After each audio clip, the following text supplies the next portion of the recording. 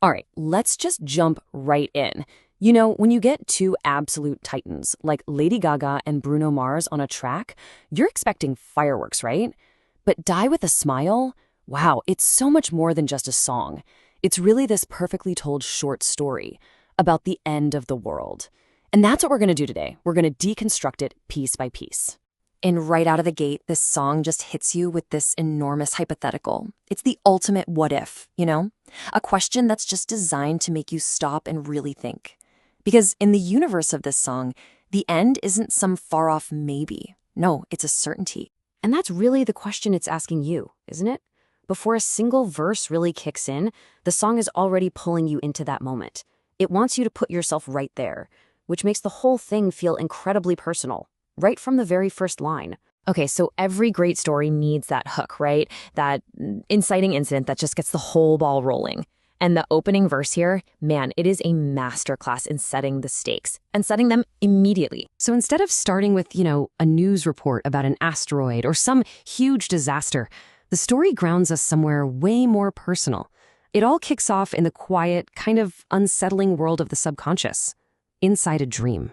Now, what's so smart about this is how it immediately frames the main conflict. It's not about surviving the apocalypse. The central fear here is separation. The real threat isn't the world ending, it's the thought of ending it all alone.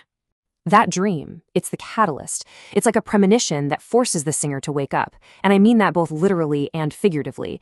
And face a truth they just can't run from anymore. And this is the turning point, right here. It's brilliant. The singer doesn't get bogged down trying to analyze the dream's meaning. Instead, that feeling of surviving the goodbye and the dream, it triggers this immediate, conscious decision. This is the moment the whole story shifts from just passive fear into active purpose.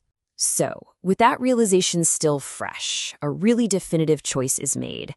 And this next part, it's not about panic. It's a clear-headed, logical, but also super emotional response to the idea that, hey, time is running out. You can actually see this realization building into this clear three-step vow. It all starts with that core truth. Nobody's promised tomorrow. Simple, right? That truth then leads to this unshakable commitment. Wherever you go, that's where I'll follow. And then boom, it explodes into real action. I'ma love you every night like it's the last night. It's a whole progression. So all of that emotional heavy lifting in the verse, it leads us right into the chorus, which is, it's the heart and soul of this entire story. This is where the song lays out its main idea, its central thesis with just absolute clarity. And this is just so crucial. When you're faced with total annihilation, the singer's one desire isn't to survive. It's not to escape. It's not to find a miracle. It's just proximity, the simple need to be next to the one person who means everything. And then it gets even deeper. The goal isn't even survival. The goal is to find peace in one final shared moment. That image, dying with a smile, it suggests that this connection, this love, is so powerful it can literally override the ultimate fear of death itself. This is really the core philosophy of the song. It's basically saying that true human connection doesn't just make life worth living, it actually makes death meaningful. It's like the ultimate antidote to fear.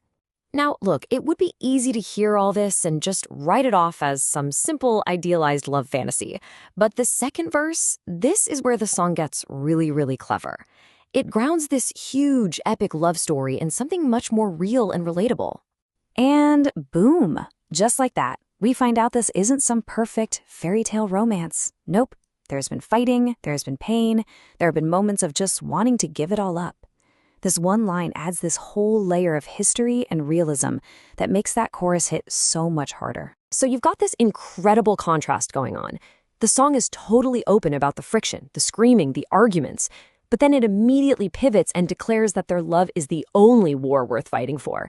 It's like, in the face of the actual apocalypse, all those smaller, everyday battles, they just become meaningless. And that's the key takeaway right here. The decision to be together at the very end isn't based on some flawless, perfect history. It's a conscious choice that's made in spite of all the imperfections, which honestly makes their commitment 1,000 times more powerful. So as the song starts to wrap up, it doesn't really introduce any new ideas. Instead, it just doubles down, using repetition and these huge vocalizations to really hammer home its central theme with a feeling of, well, absolute finality. The outro basically becomes a mantra. By repeating next to you over and over and over again, any shred of doubt is just erased. It's not a hypothetical desire anymore. It becomes this definitive, unshakable statement of fact. The feeling you're left with is just pure resolution. All the conflicts, both internal and external, they've all been settled.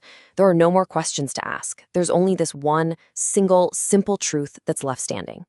And so we end up right back where we started, with the song's simplest and, honestly, its most powerful statement. When you strip everything else away, this is the only thing that matters. It's the whole story, the whole philosophy, boiled down into 6 perfect words. So I guess I'll just leave you with this. The song poses this massive, world-ending hypothetical, but its answer is incredibly simple. And it kind of forces us to ask ourselves the same thing. When it all comes down to it, when everything else is gone, what or who is truly essential?